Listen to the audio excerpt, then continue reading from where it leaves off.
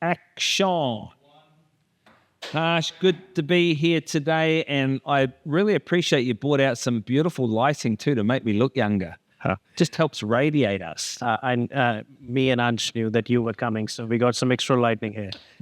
Isn't that correct? Fair enough too. I need all the help I can get. The Property Podcast. Thank you so much for coming out. I'll introduce Aaron Davis to everyone. He's a National Network Development Manager and our auctioneer. And that's some solid experience, 17 plus years of experience, 8,500 plus auctions called. Like he's just updated me that it's updated to 10,000 plus auctions and $5.8 billion business transacted. Well, thank you, Harsh. You're too kind. I've forgotten more than most have learned, but yes, I've seen most things in the market, and it never stop learning, do you? No, 100%. Only if, what they say, a fool knows it all. A wise man knows nothing. Very, very little. That's certainly what I'm seeing in the marketplace. But funny how the market just keeps coming around. People say to me all the time at the moment, oh, what do you think the market's up to? Or when's a good time to buy? When's a good time to sell? The market's the market. If you've got a reason to sell, sell. And if you don't.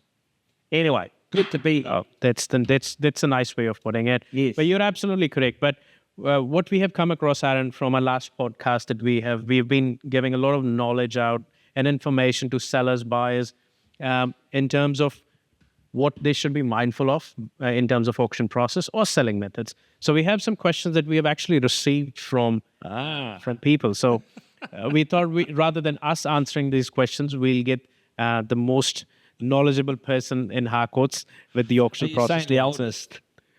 I'll rephrase it in a better way, actually. All good. You know what this? I'll use it in Aaron's language. Whatever Aaron doesn't know about auction is not worth knowing. Right? But Aaron, we have some really, really good questions here from people. The first one is, what are the some common mistakes that homeowners often make during the selling process, and how can they avoid these pitfalls to ensure a successful sale? Very good question, whoever asked that question.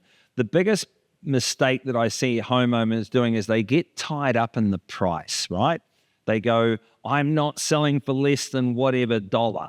And it changes the motivation of the agent as well, because then they get tied up on the price. They also tell family and friends that can kill an auction campaign.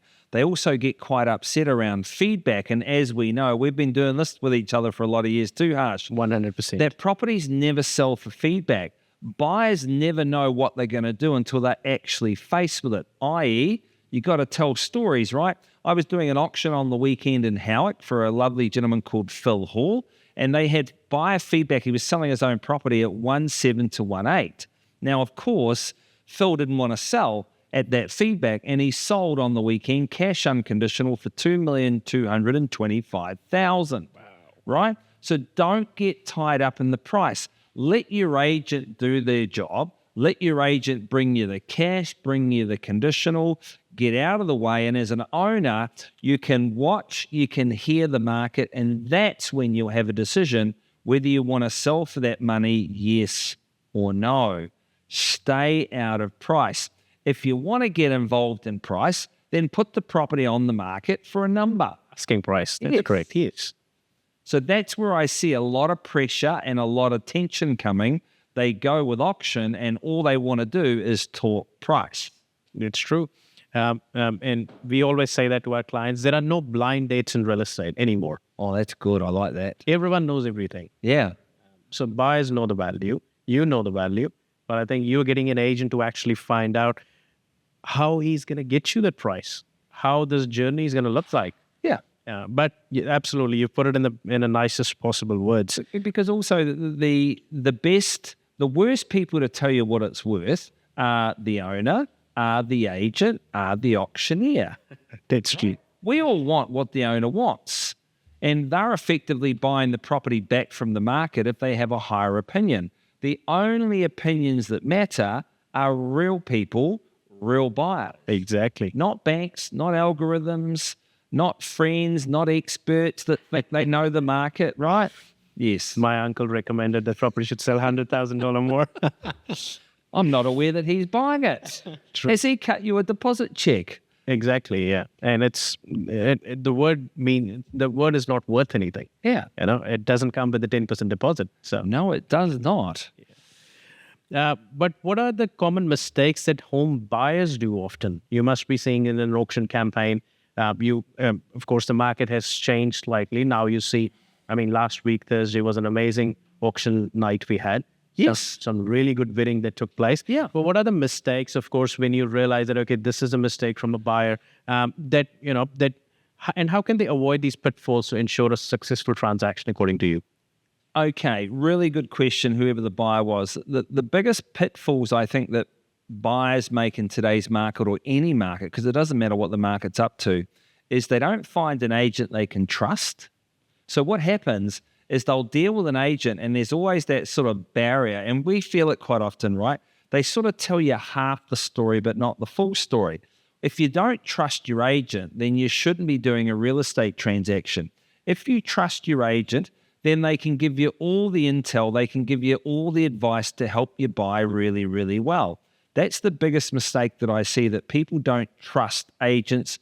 Find an agent you can trust, and then bid based on, or purchase a property, whether it's auction or not auction. But unfortunately, the best ones are always auction. Always auction, 100%. If you have a property which is standing out of the crowd, why not? And it has to sell via auction. And I don't even remember properly the last time we didn't take a property up for auction. We'll come to that question, of course. Okay, so I have a question related to that as well. Why auction? If you are serious about buying property, find an agent you can trust, because they'll give you all the facts, right? Exactly. See, it's what I call sales prevention officers and buyers. They'll buy into what the agent said. Oh, we've had buyer feedback from 800, and they'll buy into that, versus no, because good agents, as we know, like you and Ash, you quote facts, you don't quote opinions. So have all the numbers, stay out of opinions, and get comfortable with the auction process. Because sometimes people, what they say to me, Harsh, is, oh, we don't like auctions. Yes. And it's like, well, no problem. Go and buy a property that no one else wants. Like, if you're serious around making money and you want to buy the best homes, then you need to get comfortable with the process as well. And that's a very good, actually, what you said. People don't like auctions. I have a question from someone regarding that as well. That many sellers believe that selling a home via auction creates additional pressure on them. What's your take on that? No. If you understand the process, if you're dealing with real estate professionals, they get out of the way of price, because the pressure comes from within. It never comes from above. And that's where the market's changed quite dramatically. A few years ago, we would go in and people would say, you got to hammer the vendor. No, just give them the facts and stay out of the way. So the pressure comes with owners on their reasons wanting to sell. The pressure comes from them wanting a number, and the market's not at that number, and they feel the pressure and go, we don't have to sell, don't need to sell, not here to give it away, and we're in no particular rush. So the pressure doesn't come from agents or agencies. It comes from vendors who understand what's going on, and then you make all your hardest decisions actually before you go to the market. The question is this: we're going to sell our house, and in 4 weeks' time, we're going to get a decision to make, yes or no. And if it's not, it's okay. You've only been on the market for 4 weeks. All the negotiation strength is still sitting with the homeowner. And then with that intel, you can price the property. If you feel pressure, then you're dealing with a sales prevention officer, or someone, as we know, Harsh, that is, they're working for themselves. They think that the commission is their right, and the pressure's coming from above. Give people the facts and get out of the way. You can tell I like talking. Oh, that's why you're here, so we can provide that information firsthand from you. Yes. Of course, this information is very valuable. There are some good nuggets we're going to collect. There's another good question, and this is personally my favorite question, because I have experienced this a lot with you over the past 8 years. And how we, of course, we have always done auctions with you, starting from a first property that I listed via auction on Seddon Avenue in Peptoy, and I remember that very well. And you gave me that comfort level, and you gave my owners that comfort that it's okay, it's fine if it doesn't sell at auction today. It's just a process. And this question is related to that as well, that could you clarify whether your responsibilities as an auctioneer extend beyond the auction day? And if so, what specific post-auction service and support do you provide? So the key to this process, and it's a little bit of cliche statement, but it is a process. You go to the market, basically 1 in 10 will sell prior to auction. At the moment is about, let's say 30% will sell before or on auction day. 30% will sell immediately after auction day because the market looks at the price, and 30% will not. So if I was going to the market, I would always want to meet and greet with the auctioneer and your agents after being on the market for 1 week. 2 days before the auction, you'll sit down and you'll do a strategy meeting. And if you're not an auction too, that's okay. The strategy meeting is like, okay, if it's not in contract, what are we doing? Then it's auction day. And then if you're still having a conversation with me or your good agent, as we know, Harsh, then it means that you have it sold, that your property is sitting above the market. And then you've got to change something. Exactly. We always tell our clients that if the property gets passed in at the auction, that's completely fine. Just normal. It's just normal. But if we have a particular asking price if it's above the market, it'll reflect in the next week and a half. Yeah. At the open homes and in the number of viewings. If it's not happening, that just means market rejected your property. Correct. At that price point. Correct. That price is wrong. We might have to realign it and bring it up to the speed of the market. Yeah. So that we can have a successful sale, because in your language, we'd rather have an offer to negotiate than having no offers. Then no offer. You know when you're in the reaction zone, because there's always a market. Let's say a property that's worth, roughly, give or take $1 million. You can sell it today to our good cameraman here. He'll buy it for $1, but he won't buy it for $1.2 million. So fair market value is always there. There's always a market. Exactly. That's why $1 reserves work. So all we're trying to do is find out where that tipping point is for you to say yes or no. Or you keep your home, that's okay, and you wait for the market to come up. Now, I don't know about you, but my crystal ball, it broke years ago. Who knows what's going to happen with the market? Oh, I don't have that question in there, but what you said is absolutely correct. I do get this question from a lot of my sellers when we are selling their property, of course, when we are selling with you, that this is something they ask us off the record when we do the appraisals. So it's early stages. How will the reserve work? They said that, look, let's say if a property is $1 million and they think, okay, they might sell it for 900 as well. But they always have a fear of underselling the property. Oh, yeah. It's very normal to have that. But we always tell them that a reserve is fluid, like you say. But could you please tell us how and when does the sellers have the right to change the reserve and alter the reserve? The main thing is that your reserve form has a number that you'd be happy selling for, or otherwise. So, i.e., if the bidding automatically hits your reserve, the property never goes on the market. It's the owner's, it's your home, it's your money. Exactly. So as long as you always give it the green, the orange, or the red light, then you're good to go, because the irony is over 10,000 auctions, very, very, very few of those have ever actually sold for reserve. Yes, that's true. Because if sellers never moved on their price, and we don't force people to sell for $1 less than they want to, and if buyers never moved on the feedback they gave their good agents, properties would never sell. That's true. So auction is the purest form to put them together and go, what would you like to do? Would you like to buy the property? Would you like to sell the property? And then get out of the way, because we're not valuers. And so many people think that we are valuers. Now, legislation says we've got to give them a range, but our job is marketing and negotiation. Yeah. Because I had one on the weekend, Harsh, where the client said, my agent told me I could get $1,220,000. And that was a shame, right? Because the agent cannot make that statement.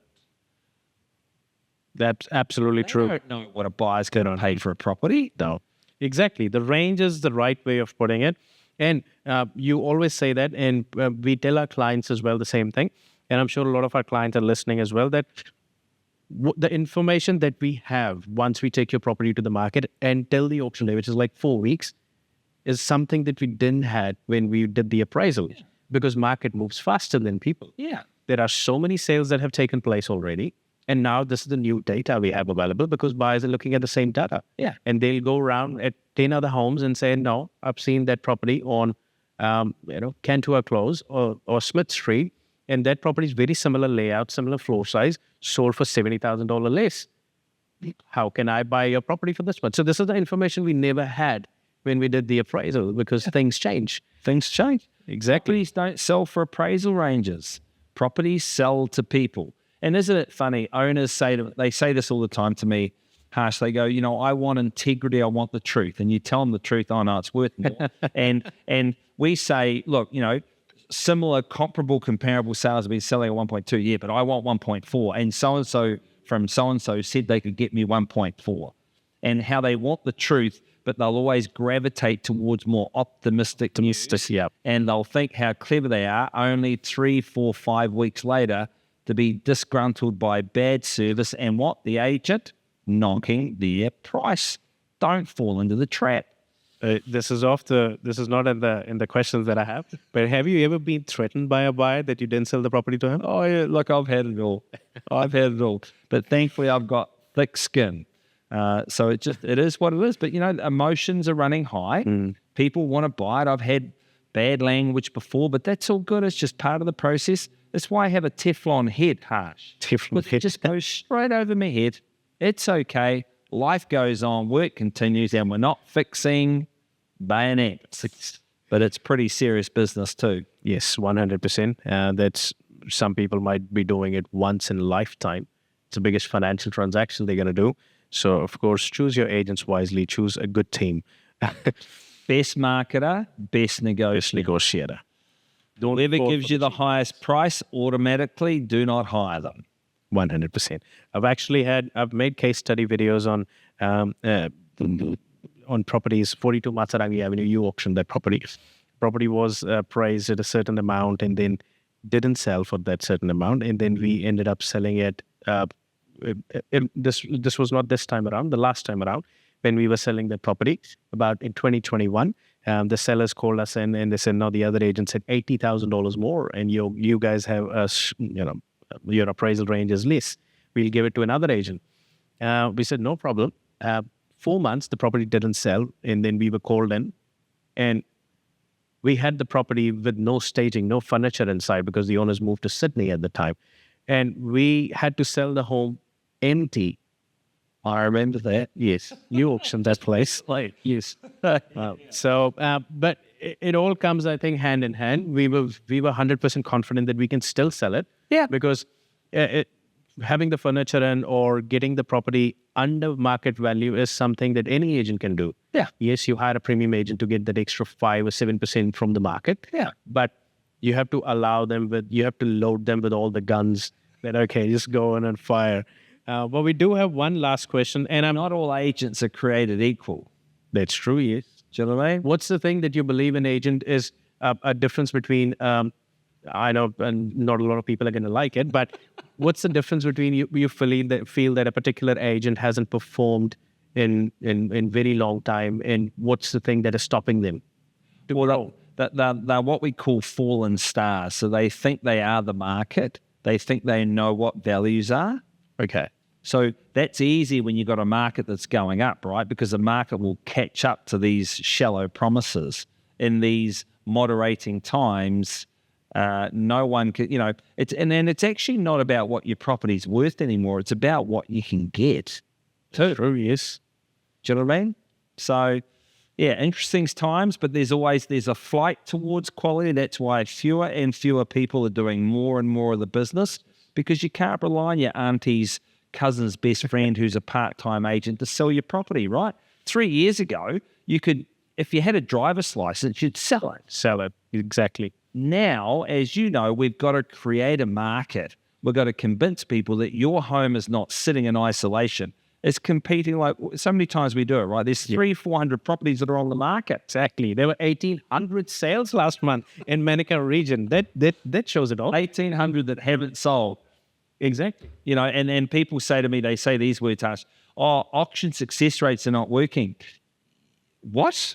Like, we measure them, and about 1 in 3 are selling via auction. Now, that's not very good. Man, when you take, or I think it's, when you take the volume that's on the market on what sold last month, you've got like a 12% chance of selling. Exactly. And you've got a 30% chance selling at auction. So, I'm no Einstein, but, which odds do you want?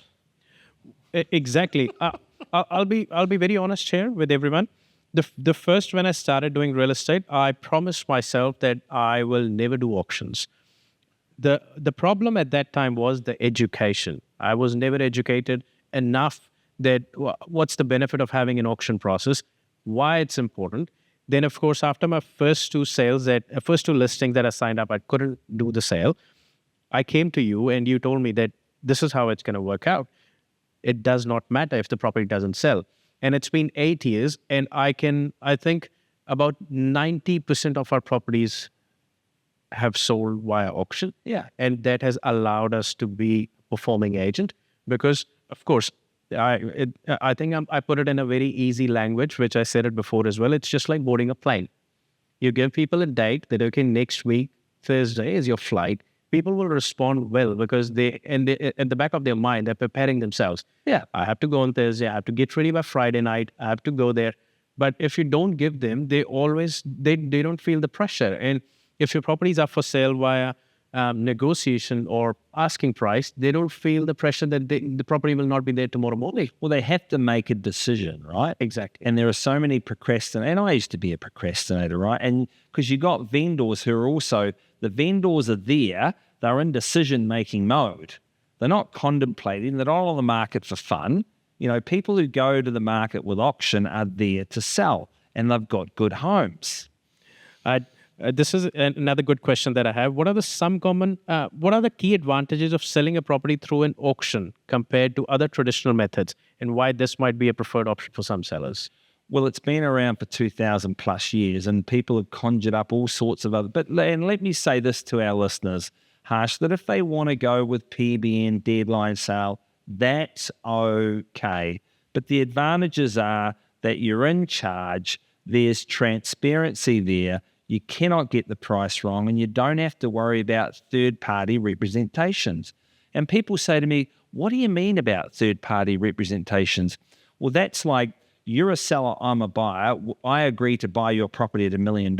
I've now got to convince a builder that that's the right value. I've got to convince the bank that it's the right value. I've got to convince my solicitor and all your family and friends that all go, oh, you've done da, da, da, da, da, da. There's a lot of moving parts. And in these uncertain times in the world where everyone's, are you poor on time? No, I am. It just cuts through all the noise. I thought you were asking about the time right now, but anyways. And then even with negotiation, you imagine that you're trying to buy a property, you're negotiating through your agent, who then is negotiating through another agent with a vendor, and it's like Chinese, whatever, whispers. Well, anyone's whispers, doesn't matter, right? That's a great thing with real estate. It does not discriminate. Yes. Versus auction, you're dealing with an auctioneer who has no vested interest in the outcome, and you're dealing with them going, this is my price, vendor, that's the price, and the deal comes together. And if it doesn't come together, it's okay. You get to move on to the next one.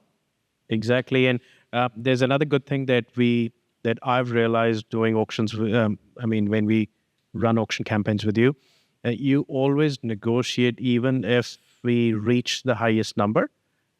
Even if we think that, okay, this is the best we're going to get from the market. It's not that you have always said, okay, we'll put the property aside. You always take the highest bidder in the room. However, I don't see that happening with the traditional real estate companies.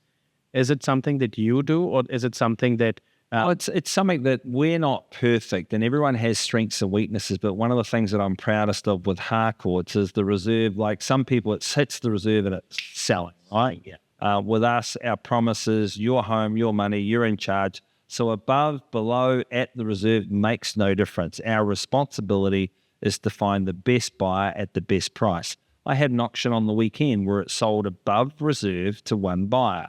Now, I can't give away all the tricks of the trade, but if they list the property with you guys, we can show and we can explain how to do that. Because people go, how do you sell it to one bidder? It's really easy because the owner's the other person. They're the other bidder in the room. Of course, they will still buy the property at that price from the market. And that's why I take my moderate fee. 100%. Thank you so much, Aaron. That's some really valuable information that we have. And thank you so much for taking time out in this busy schedule. No problem. And sincerely and genuinely, for anyone who's watching, if you've got any questions, and even if you disagree with what I'm saying, I really welcome the dialogue. Just Google my name, Aaron Davis. You'll find the contact details. Give these guys a call, or hell, you can give me a call, and always happy to have a chat.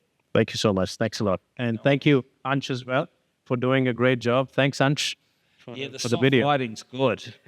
I like the soft lighting. He's the man responsible for all our podcasts and our reels, so thank you so much.